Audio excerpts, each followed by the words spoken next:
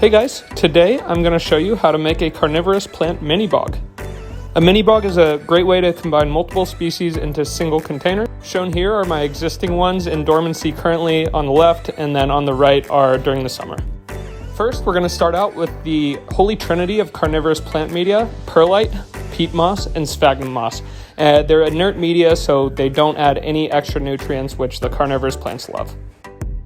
Next up, we have either distilled water, rainwater, or reverse osmosis water. We want low to 0 TDS. Next up, here's the plastic container I'm going to use. I drilled some holes in the bottom and I have a plastic tray underneath. You want plastic, not like terracotta, because that'll add minerals to your media. Now I'm going to get some of my long fiber sphagnum moss and I'm going to hydrate it with some distilled water. Let it sit for about 30 minutes to an hour so it gets nice and hydrated for use in the bog.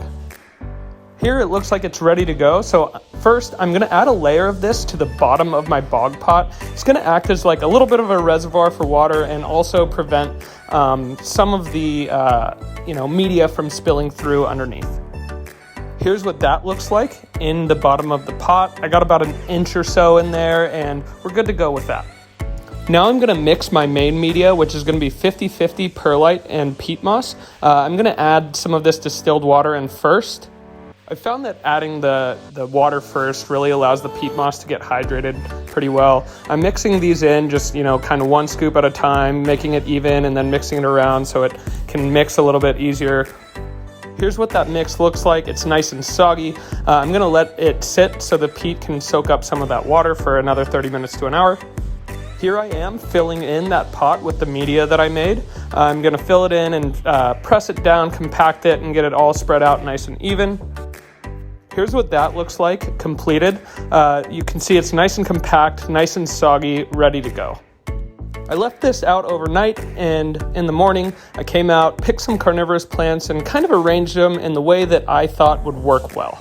The three plants that work best in a setup like this is Sarracenia pitcher plants, Drosera sundews, or Venus flytraps, and this is all that I have here, a couple different varieties and species of each of those.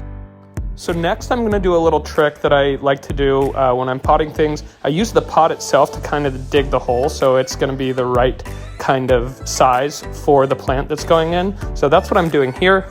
I am then going to take them out of their pots and put them into the soil. So that's kind of the easy part, straightforward. You take them out, some of the soil breaks up depending on what stage your plant is. Dig them in here and just kind of place them where they kind of fit, pack them in tight with the soil, make sure that they're nice and neat. All cleaned up, here is kind of what it looks like up to this point. Next up, something I like to do is add a layer of hydrated long fiber sphagnum moss to the top of the bog. This acts as mulch and also helps to keep things nice and hydrated, prevent evaporation, and I think it looks a little bit nicer and neater as well. So I try to cover up all the exposed dirt with long fiber sphagnum moss. Here's what that looks right there at the end. So I've now moved my bog to where it's going to live, and I'm going to just get it nice and hydrated with distilled water. Really, you can't add too much water, so keep on going. You can tell here it's very, very saturated. And I've also added the tray on the bottom to keep water sitting in it. So this is the final product. I'll show you in a second what it looks like next to all my other carnivorous plants in Carnivore Corner, but let me know what you guys think of this. Thanks for watching. Stay choosy. Keep on gardening.